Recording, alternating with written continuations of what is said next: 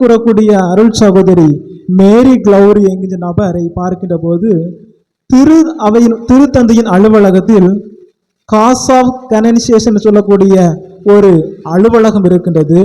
அந்த அலுவலகத்தில் தான் இந்த நபரை ஒரு வணக்கத்திற்குரியவர் என்று சொல்லுகின்ற அந்த பட்டத்தை நிர்ணயித்து உறுதி செய்து ஒரு மறைமாவட்ட ஆயரின் ஆளுகைக்கு உட்பட்டு அந்த மறைமாவட்ட ஆயரின் வழியாக பல கேள்விகள் கேட்கப்பட்டு அவர்கள் வழியாக உறுதி செய்த பின்புதான் அவர் வணக்கத்திற்குரியவர் என்கின்ற மாபெரும் நிலையை அடைகிறார்.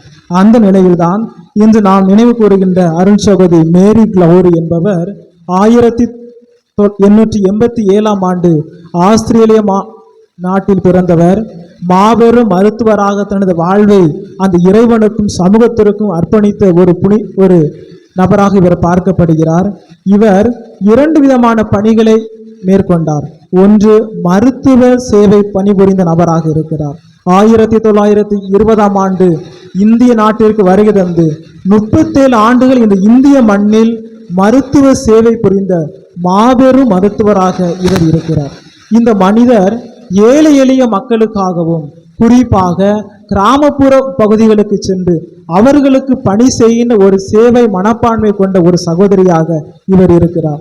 இவருடைய காலத்தில் ஆண் பெண் இருவரை ஒன்றாக இணைத்து அவர்களுக்கு செவிலியர் பயிற்சியையும் மருத்துவத்திற்கான உதவி பயிற்சியையும் கொடுத்த ஒரு நபராக மேரி கிளௌரி என்ற நபர் இருப்பதை நாம் பார்க்கிறோம். இவர் மருத்துவ வழியாக நமக்கு சொல்வதெல்லாம் மருத்துவ சேவை என்பது வெறும் பணி அல்ல, அது அழைப்பாக இருக்க வேண்டும்.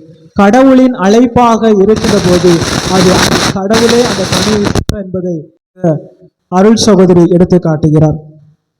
2வது பண்பு, ஆன்மீகத்தில் சிறந்து விளங்கிய நபராக இருக்கிறார். ஆழ்ந்த இறை நம்பிக்கை கொண்ட ஒரு பெண்ணாக இவர் இருக்கின்ற காரணத்தினால்தான் இவர் குறிப்பிடுகிறார், நோயாளிகளில் கிறிஸ்துவை நான் காண்கின்றேன், ஏழைகளில் நான் கிறிஸ்துவை சந்திக்கிறேன் என்று குறிப்பிடுகிறார். ஆகவே அன்பிற்கினியவர்களே, இந்த அருள் சகோதரி நமக்கு சொல்வதெல்லாம் ஒன்று, மருத்துவமும் துறவரமும் சேவையும் ஆன்மீகமும் தனது மாபெரும் 4 தூண்களாக போற்றி வாழ்ந்த ஒரு பெண்ணாக, ஒரு அருள் சகோதரியாக இவர் இருப்பதை நாம் பார்க்கிறோம். திரு அவை 2013 இவரை இறை ஊழியர் என்கிற மாபெரும் பட்டத்தை கொடுத்து பெருமை சேர்த்தது.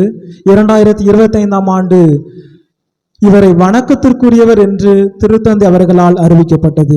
அன்பிற்கினிய சகோதர சகோதரிகள்,